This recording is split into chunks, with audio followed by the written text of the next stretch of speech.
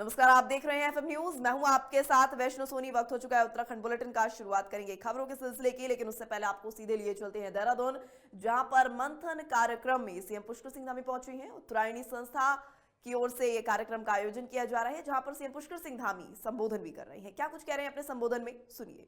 मंथन 2025 के इस अवसर पर मंच पर आसीन श्रीमती विनोद उनियाल जी, हमारी उद्यमिता विभाग की अध्यक्ष, श्री वीरेंद्र सेमवाल जी, हमारे उत्तराखंड सरकार के दर्जाधारी गंगा बिष्ट जी, कर्नल डॉक्टर डीपी डिमरी जी, सलाहकार एचआरडी मंत्रालय भारत सरकार, श्रीमती मधु भट्ट जी, गीता खन्ना जी, और इस सब कार्यक्रम का संस्थापक करने वाले अध्यक्ष और इसके संस्थापक श्री नीरज बावड़ी जी, पांगती जी, सुनील नियाल जी और सभी आए हुए हमारे पूरे अनेक देश भर के अनेक स्थानों से आए हुए सभी हमारे विभिन्न विभिन्न क्षेत्रों में जिन्होंने बहुत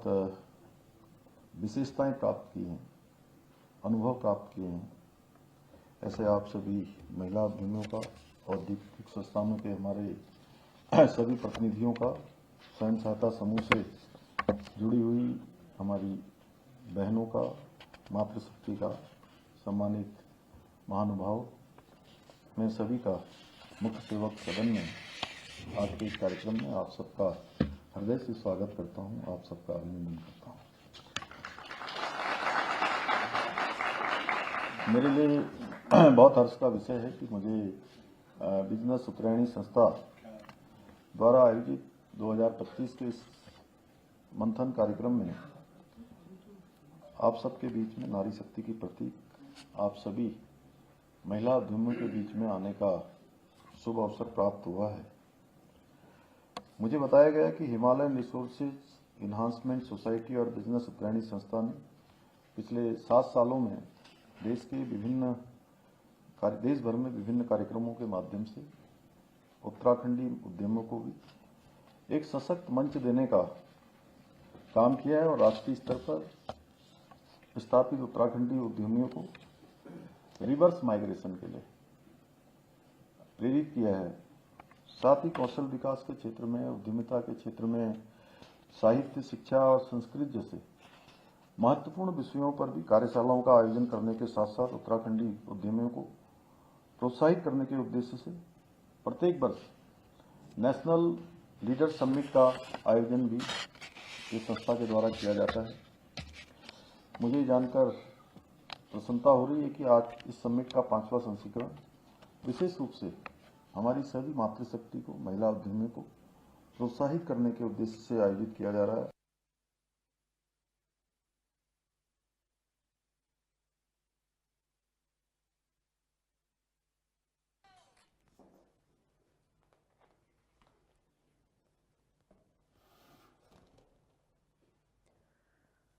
तो उत्तरायणी संस्था का ये मंथन जारी है, जहां पर सीएम पुष्कर सिंह धामी का संबोधन भी अभी आपने सुना कि किस तरीके से सीएम पुष्कर सिंह धामी यहां पर तमाम जो लोग हैं उनको संबोधित करते नजर आए हैं।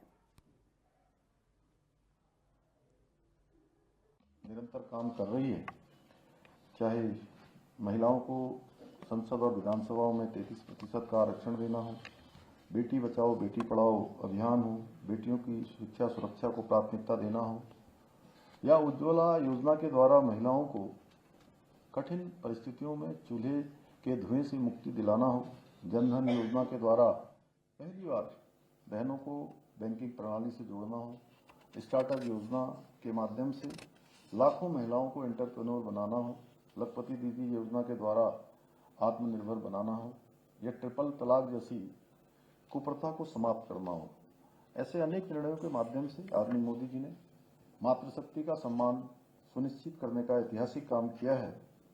आज आदरणीय प्रधानमंत्री जी के नेतृत्व में नए भारत की नारी शक्ति प्रत्येक क्षेत्र में अपनी मजबूत उपस्थिति दर्ज करा रही है। आज कोई ऐसा क्षेत्र नहीं है जहां महिलाओं की सशक्त भागीदारी न हो। आज महिलाएं उद्योग से लेकर कला तक, शिक्षा से लेकर विज्ञान तक और खेल से लेकर अनुसंधान तक, अंतरिक्ष की ऊंचाइयों से लेकर ओलंपिक के मंच तक और राजनीति से लेकर सेना के मोर्चे पर अपनी अलग पहचान बना रही हैं। आज महिलाएं अपने परिश्रम से, कौशल से और नेतृत्व क्षमता के बल पर जहां एक और बड़े बड़े औद्योगिक संस्थानों की प्रमुख बनकर उन्हें बुलंदियों पर पहुंचाने का काम कर रही हैं, वहीं स्टार्टअप के क्षेत्र में भी बहुत महत्वपूर्ण योगदान महिलाएं दे रही हैं।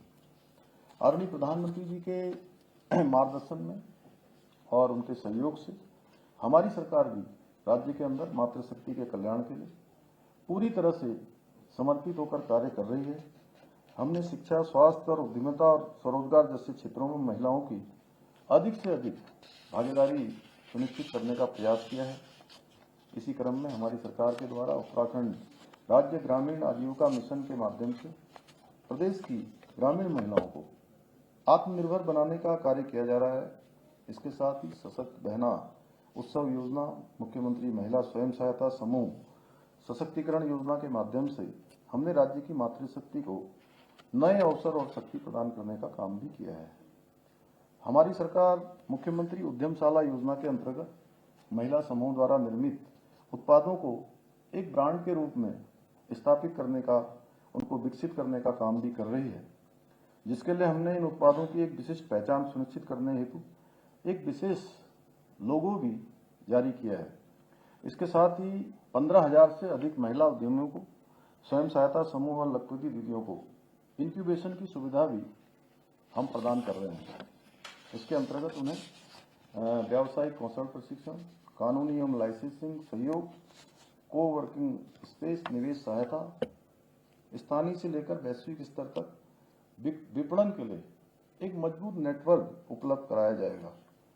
आदरणीय प्रधानमंत्री जी के नेतृत्व में वोकल फॉर लोकल और लोकल टू ग्लोबल की पहल के अंतर्गत लखपति दीदी के संकल्प को साकार करने के लिए तथा हमारे स्थानीय उत्पादों को वैश्विक पहचान दिलाने के लिए हमने हाउस ऑफ हिमालय नाम से अम्ब्रेला ब्रांड की शुरुआत भी की है, जिसके अंतर्गत हम उच्च गुणवत्ता वाले उत्पादों को विभिन्न ई-कॉमर्स प्लेटफॉर्म्स और इन हाउस स्टोर्स के माध्यम से लोगों तक पहुंचाने का काम कर रहे हैं।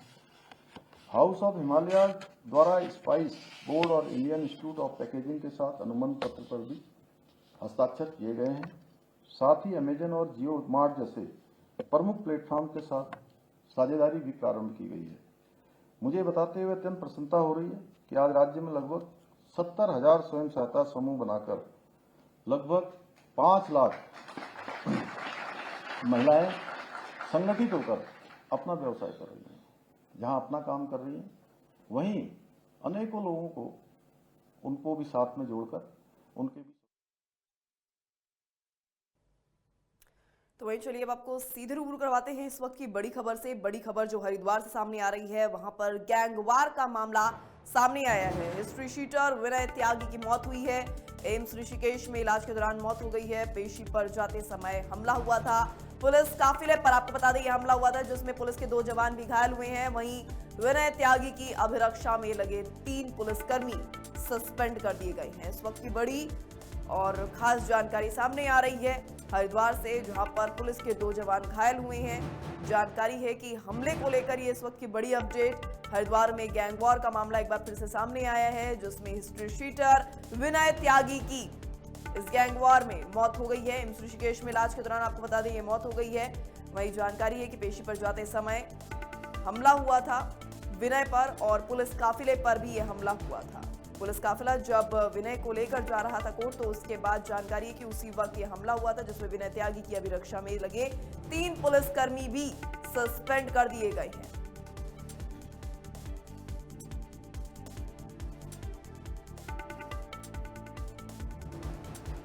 वहीं इसी खबर पर ज्यादा जानकारी के लिए हमारे साथ जुड़ रहे हैं उत्तराखंड से हमारे स्टेट हेड अवनिंद्र कमल। अवनिंद्र, गैंगवार का ये मामला सामने आया है, अब तक किस तरह की अपडेट फिलहाल इस पूरे मामले में सामने आई है? किन पुलिसकर्मियों को सस्पेंड किया गया है? क्या कुछ जानकारी फिलहाल सामने आ रही है अवनिंद्र?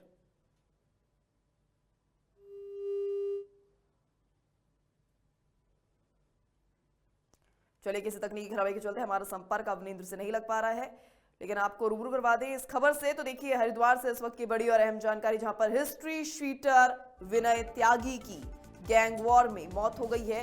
पेशी पर जाते समय उस पर हमला हुआ था। इसी के साथ जो पुलिस कर्मी उसके साथ उसकी अभिरक्षा में थे, उनको भी 3 पुलिस कर्मियों को सस्पेंड कर दिया गया। तस्वीरों में आप देख सकते हैं कि किस तरीके से घात लगाकर यहां पर कुछ अज्ञात बदमाश बैठे हुए थे। गैंगवार का ये मामला सामने आ रहा है। हरिद्वार से ये तस्वीरें सामने आई है, जहां पर गैंगवार देखने को मिली है।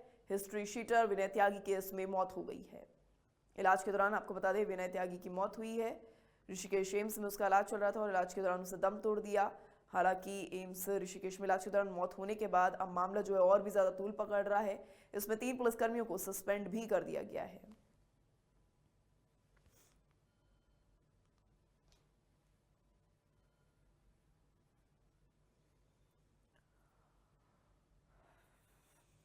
तो इस वक्त की बड़ी और अहम जानकारी हरिद्वार से, जहां पर विनय त्यागी की अभिरक्षा में लगे 3 पुलिसकर्मी सस्पेंड कर दिए गए हैं।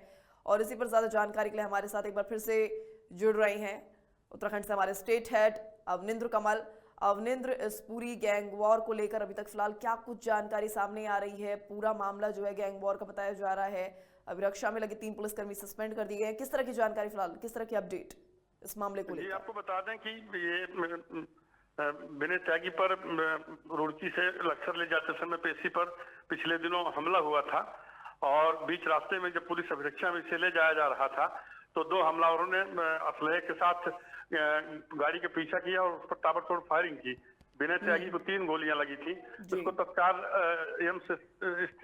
ऋषिकेश स्थित एम्स में दाखिल कराया गया और इसका उपचार चला, लेकिन आज सुबह उसकी मौत हो गई। मामला सामने आ रहा है कि इस तरह से गोली चली थी, कब का ये मामला है, कब हुई थी पूरी वारदात? ये 3 दिन पहले का मामला है और मामला इसमें रंजिश का निकल के आ रहा है। जैसा कि पुलिस कप्तान ने भी बताया है कि आपसी रंजिश का मामला था। उनको गिरफ्तार कर लिया गया, हमलावरों को उनको जेल भेज दिया गया है।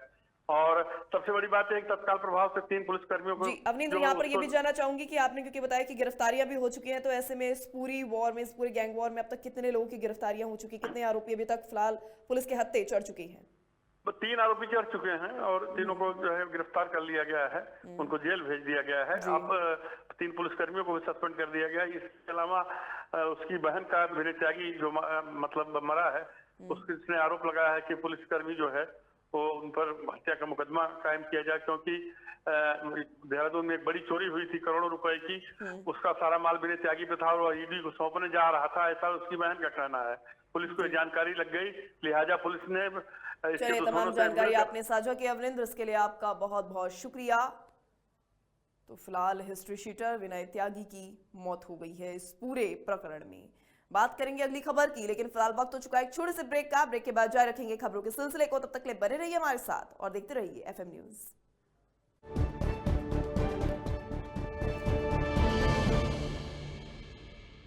जॉइंट पेन के लिए डॉक्टर ऑर्थो ऑयल के अमेजिंग रिजल्ट सबको पता है, पर क्या आपको पता है कि पुराने और ज्यादा बिगड़े दर्द के लिए डॉक्टर ऑर्थो ऑयल के साथ साथ डॉक्टर ऑर्थो कैप्सूल्स को भी रेगुलर यूज करना चाहिए। ये कोई टेम्पररी पेन किलर नहीं, आयुर्वेदिक औषधि है। लोग सेहत बनाने के लिए क्या क्या नहीं करते? जिम जाते हैं, कसरत करते हैं, काजू बादाम प्रोटीन के डिब्बे तक घोल घोल कर पीते हैं, फिर भी उनकी सेहत नहीं बनती, क्योंकि उनका पाचन तंत्र खराब है।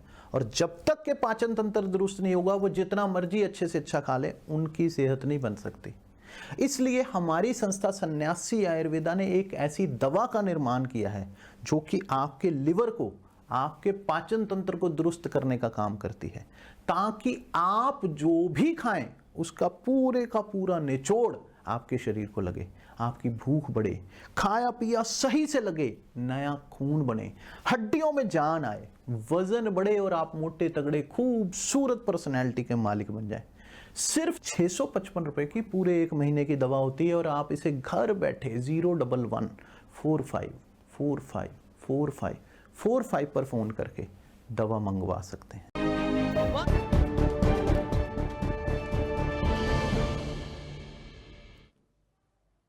ब्रेक के बाद आप सभी का एक बार फिर से बहुत बहुत स्वागत है। चलिए रुक करते हैं अगली खबर का। तो देहरादून से ये जानकारी, जहां पर सीएम पुष्कर सिंह धामी मुख्यमंत्री शिविर कार्यालय सभागार में आयोजित कार्यक्रम में पहुंचे और इसमें उन्होंने पहुंचने के बाद उत्तराखंड भवन और अन्य निर्माण श्रमिक कल्याण बोर्ड में पंजीकृत श्रमिकों और उनके परिवारों के लिए सामान्य सेवा, केंद्र सुविधाओं का उद्घाटन किया। कार्यक्रम में डीबीटी के माध्यम से अनुदान भी बांटा गया। मुख्यमंत्री ने कहा कि ये पहल श्रमिकों को सरकारी योजनाओं और सुविधाओं तक सीधे और सरल पहुंच सुनिश्चित करेगी, साथ ही उनकी आर्थिक और सामाजिक सुरक्षा को भी मजबूत बनाएगी।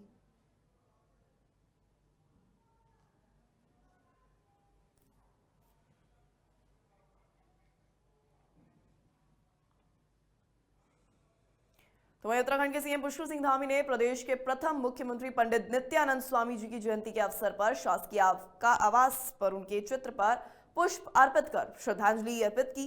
मुख्यमंत्री ने कहा कि नित्यानंद स्वामी जी के नेतृत्व में नवगठित उत्तराखंड राज्य की प्रशासनिक नींव मजबूत हुई है और सुशासन की स्पष्ट दिशा भी तय हुई है। उन्होंने बताया कि नित्यानंद स्वामी जी का संपूर्ण जीवन समाज और राष्ट्र सेवा को समर्पित रहा। उनके नैतिक मूल्य और लोक कल्याण के आदर्श आज भी सभी के लिए प्रेरणा स्रोत है।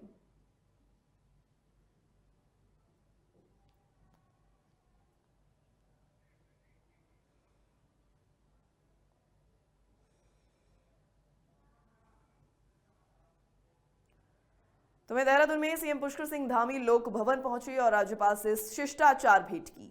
मुख्यमंत्री ने इस अवसर पर सपरिवार मुलाकात की और आपसी विचार विमर्श भी किया। इस दौरान दोनों नेताओं ने राज्य के विकास, प्रशासनिक मामलों और जनता से जुड़े मुद्दों पर चर्चा की।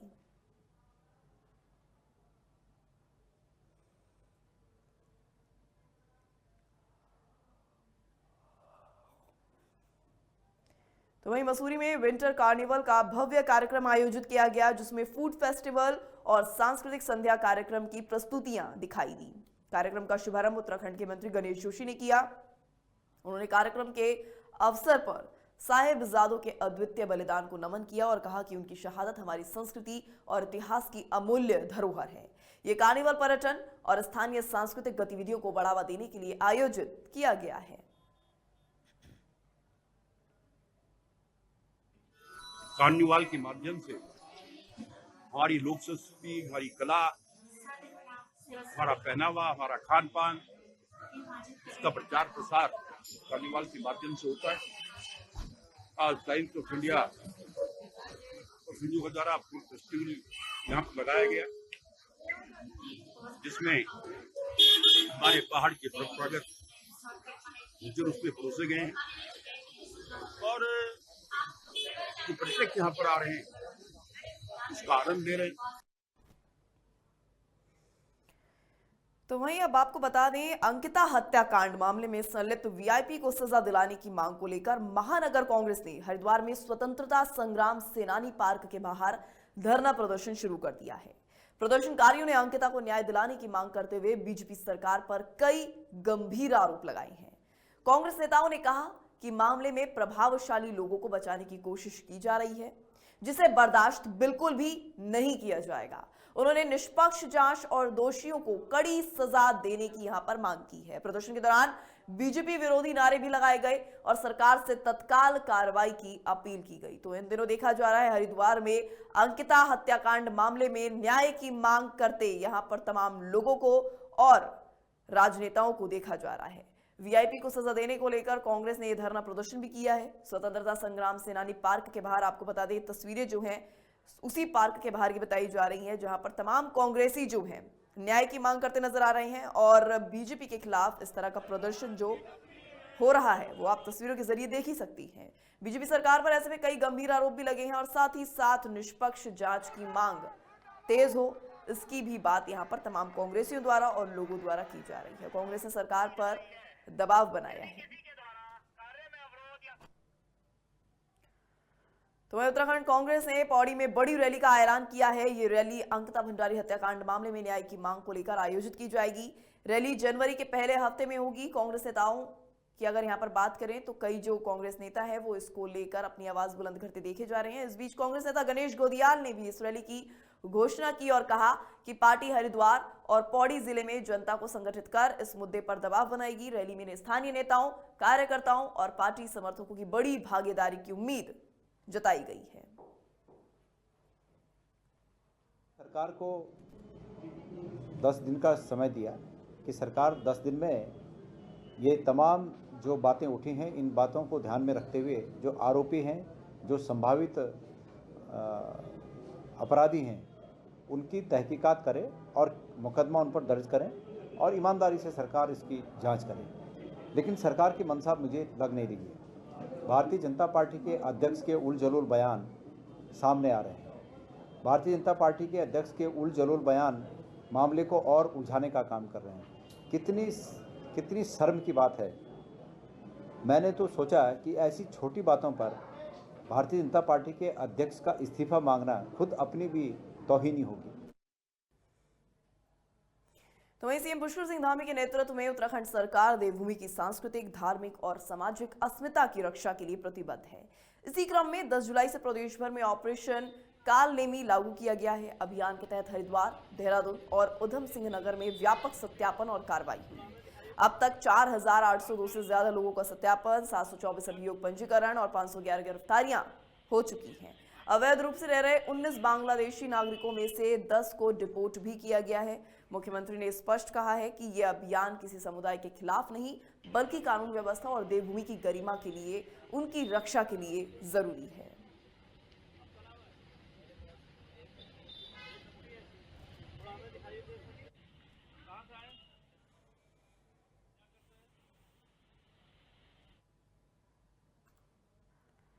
तो वहीं श्री कृष्ण कृपा धाम भीमगोड़ा हरिद्वार में 3 दिवसीय हरिद्वार लिटरेचर फेस्टिवल 2025 का शानदार आगाज हुआ।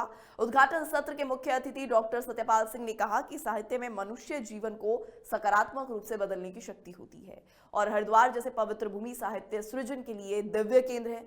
इस अवसर पर उत्तराखंड संस्कृत विश्वविद्यालय के कुलपति डॉक्टर दिनेश चंद्र शास्त्री, पूर्व कैबिनेट मंत्री मदन कौशिक समेत कई विद्वानों ने विचार रखी। फेस्टिवल निदेशक प्रोफेसर श्रवण कुमार शर्मा ने आयोजनों के उद्देश्यों पर प्रकाश डाला।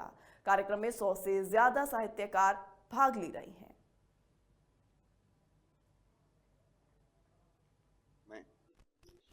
जो हरिद्वार में तीसरा हरिद्वार साहित्य महोत्सव आज से जो शुरुआत हुई उस इसकी, उसके लिए इसके जो संयोजक हैं, आयोजक हैं, प्रोफेसर श्रवण शर्मा जी, श्री संजय हांडा जी, उनकी पूरी टीम का मैं बहुत बहुत अभिनंदन करता हूं, उनका मैं बधाई देता हूं। लोग कहते हैं कि साहित्य समाज का दर्पण होता है। मैं ये कहना चाहता हूं कि साहित्य समाज का प्रेरणा स्रोत होना चाहिए। समाज को ऊंचे ले जाने के लिए, समाज का कल्याण करने के लिए, एक अच्छे मनुष्य का निर्माण करने के लिए, एक राष्ट्र निर्माण के लिए एक ऐसा साहित्य बने। जिस प्रकार से हमारे साहित्यकारों ने, विशेष रूप से कालिदास ने कहा था कि हमारा साहित्य ऐसा हो जो यश देने वाला हो, हमारा साहित्य ऐसा हो जो हमको बेरोजगार न बनाए, हमको जो रोजगार दे सके, हमको अर्थ दे सके। हरिद्वार में एक साहित्यिक समारोह, ये तीसरा साहित्यिक समारोह यहाँ आयोजित हो रहा है। प्रोफेसर श्रवण कुमार शर्मा जो गुरुकुल यूनिवर्सिटी में थे, आजकल नालंदा विश्वविद्यालय में विजिटिंग प्रोफेसर, उनके सानिध्य में हो रहा है। पूरे देश भर के विद्वान यहाँ पर आए हैं और एकेडमिक साहित्यिक चर्चा यहाँ पर अगले 2-3 दिन में होगी। तो फिलहाल उत्तराखंड के इस बुलेटिन में इतना ही। इस तरह की खबरों के लिए बने रहिए हमारे साथ और देखते रहिए एफएम न्यूज़। धन्यवाद।